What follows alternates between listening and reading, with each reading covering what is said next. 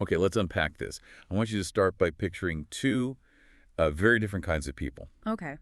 On one side, you have the classic gardener. When I say that word, you probably have an image in your head.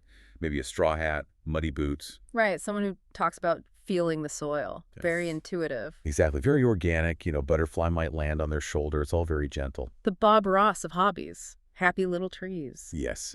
Now, on the complete opposite side of that, I want you to picture a software plumber. A software plumber. Okay. This is someone who lives and breathes logic. They're staring at terminal windows all night, debugging code, obsessing over a single misplaced comma in some, incredibly difficult programming language. It's a world where a missing semicolon destroys the entire universe. It's the exact opposite of a chaotic, messy garden. So here's the question for this deep dive. What happens when you take that rigid, systematic, software plumber brain and you force it onto the messy biology of a backyard garden? It's such a fascinating collision because when you do that, you stop looking at a plant as this mysterious living thing and you start seeing it as a system. A system. Yeah. You Yeah. see inputs, outputs, latency, bugs. And as we're about to find out, you might actually become a much, much better gardener because of it. That's the lens we're using today. We're looking at a fascinating set of logs, and I'm using that word logs very deliberately, from a blog called qianmeng.org. We're looking at an entry from today, Friday, January 23rd, 2026. And just the title of this post tells you so much about the scale we're dealing with. It's titled Notes on Gardening, Part 785, The Beginning of My Ajwain Germination Journey. Part 785. I had to read that twice. 785 posts just on gardening. It's a staggering amount of data, and that's just one topic. I mean, when you start digging into the source, the author, Ang, who calls himself an old software plumber, you realize this isn't really a blog. It's more like a database of a human life. I want to stick on that software plumber label for a second.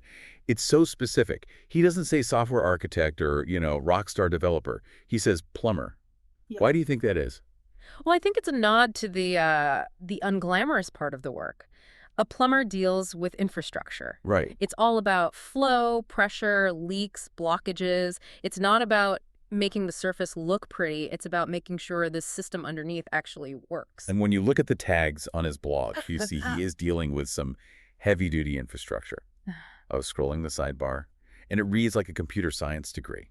Oh, yeah. You've got notes on AI, Python, Elixir, Erlang, Go, Rust. And for anyone listening who doesn't code, those aren't just random words. I mean, a language like Haskell, for instance, is serious. It's very mathematical, very strict. It doesn't tolerate ambiguity at all. Which is so funny because his next interest is nature, which is nothing but ambiguity. Exactly. Sitting right next to notes on Haskell is notes on fish keeping. Yeah. Then notes on dieting, notes on guitar. And home improvement. I mean, he's a true polymath. But I think what's different here is the methodology. He isn't just dabbling. He's applying the same rigorous documentation to his fish tank that he does to his server architecture. That's what got me the cadence, the Yeah. discipline. We're looking at a post from January 2026. I checked the timestamps. He posts almost every single day. That's the system administrator mindset coming through. If you manage servers, you check the logs daily. You don't do it when you feel inspired. Right. You do it because if you don't, the whole system could crash. He treats his hobbies with that same level of, administrative discipline. It just completely reframes the whole idea of a hobbyist. Right. This feels less like fun and more like inevitable iteration. Inevitable iteration is the perfect phrase for it. In January alone, he's jumped from a Haskell compiler issue to analyzing unexpected algae in his aquarium to building custom tanks, and now to germinating these seeds. Okay, let's talk about that. This new project, he's not doing it the way I would. How would you do it? I'd drive to the garden center, buy a little packet of seeds with a pretty picture on the front, and hope for the best. No, he's basically hacking the supply chain. This is the core of what some people call grocery store botany. It's brilliant because of how simple and economical it is. So instead of a nursery, he just goes to the spice aisle. Correct. He's looking for Ajwain seeds. And you have to understand the economics here. If you go to a garden center for heirloom Ajwain, you're paying maybe $3, $4 for a packet. And how many seeds are in there? 20, maybe 50 if you're lucky. Yeah. And they're sealed in foil like they're little jewels. Right, and so you treat them like jewels. But Ang goes to the grocery store. He buys a bag of Ajwain spice, the kind you'd use for cooking. He says the price is between 3 and 5 Malaysian ringgit, so about $1. And for that $1. He gets thousands of seeds, just Yeah. an abundance of them. So he saves a few bucks. But why does that sheer volume matter so much for learning? It's not just about being cheap, is it? No, it completely changes the risk profile of the whole experiment. It's a concept from engineering, fail fast. If you have 10 seeds that cost you $5, you are terrified of killing them, you overwater them, you helicopter parent them. Oh, I've definitely done that. Drown them in love because I'm scared they'll dry out. Exactly. You introduce all this bias because you're afraid of the loss. But if you have thousands of seeds that cost pennies, you can run A/B tests. A/B testing. That's like for websites, right? You show one version to some users and a different version to others. Precisely. But here, the users are seeds.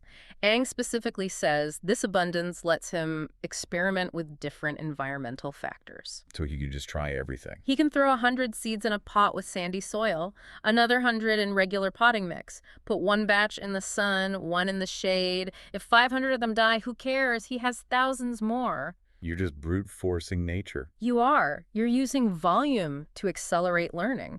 He says it himself. This is an effective way to hone your gardening skills. You get to experiment without that fear. It's like the difference between coding on a live production server, where one mistake could take down a whole banking system, Right?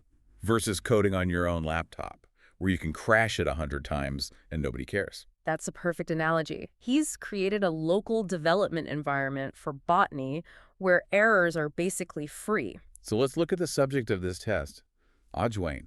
I have to admit, I didn't really know what that was before reading this. It's a really interesting herb, super common in Indian and Middle Eastern cooking. The scientific name is Trachyspermum ammi, but you might know it as omum in Tamil or jamuju in Malay.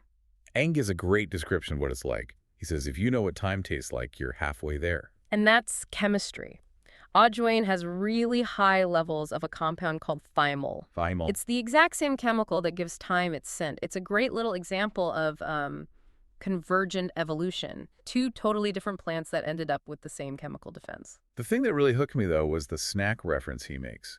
He mentions muruku. Oh, Maruku's the best. So if you've ever had that crunchy, spiral-shaped Indian snack, and you get that sudden, almost medicinal, aromatic flavor, that's it. That is Ajwain. He grounds the whole experiment in a sensory memory. He's not just growing a Latin name, he's growing a specific flavor. And the fact that he got the seeds from the same aisle where you'd buy the ingredients for muruku, it just closes the loop perfectly. He's literally growing his own snacks. Yes. So is it working? Is his code compiling, so to speak? It is. He reports in the Post that the first 100 seedlings have begun to sprout. The first 100. I love how casual that is. Oh, just my first 100 plants. Right. He's not growing a plant, he's deploying a fleet of them.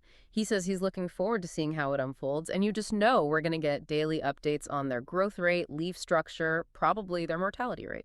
I want to zoom out from the Ajwain for a second and go back to this software plumber methodology. It's not just in the gardening.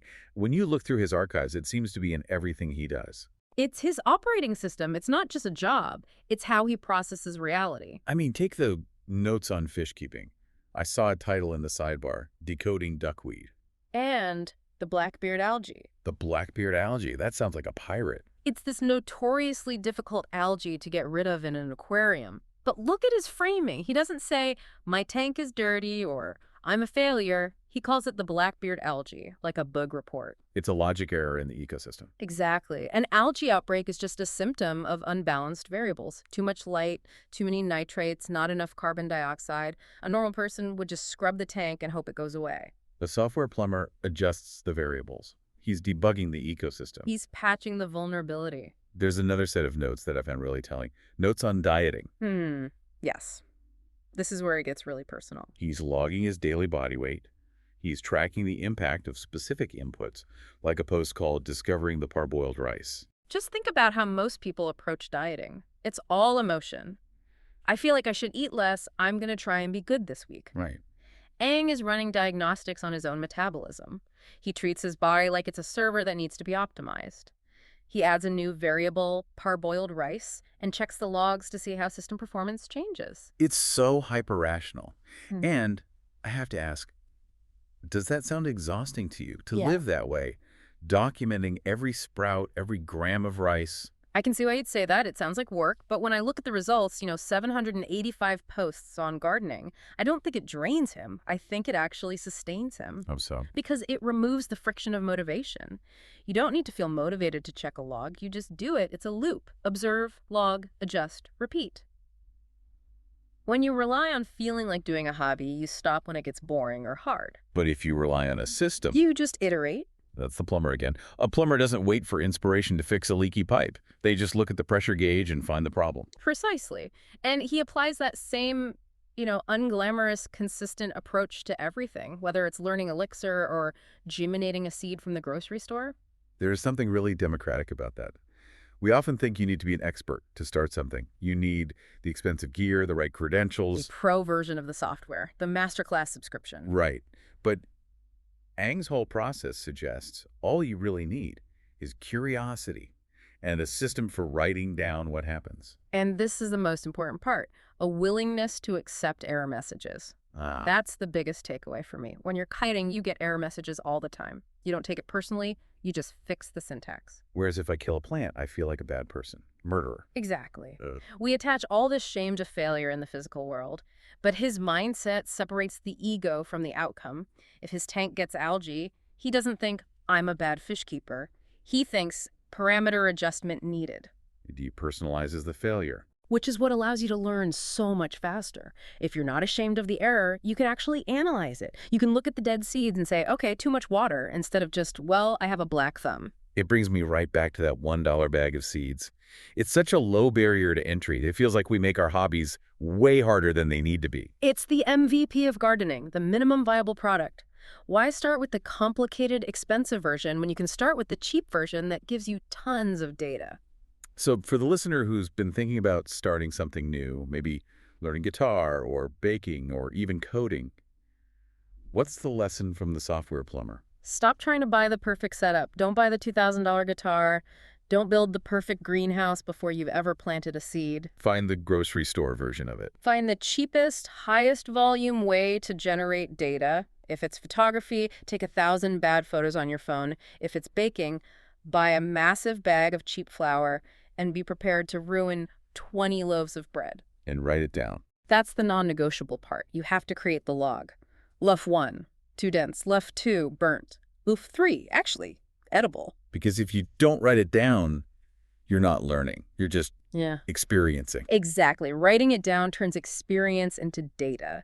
And data is how you debug the system. You can't optimize what you don't measure. It makes me want to go start a log for, well, something. I've got some lentils in the cupboard. I could probably try to sprout those. Throw them in some dirt, see what happens.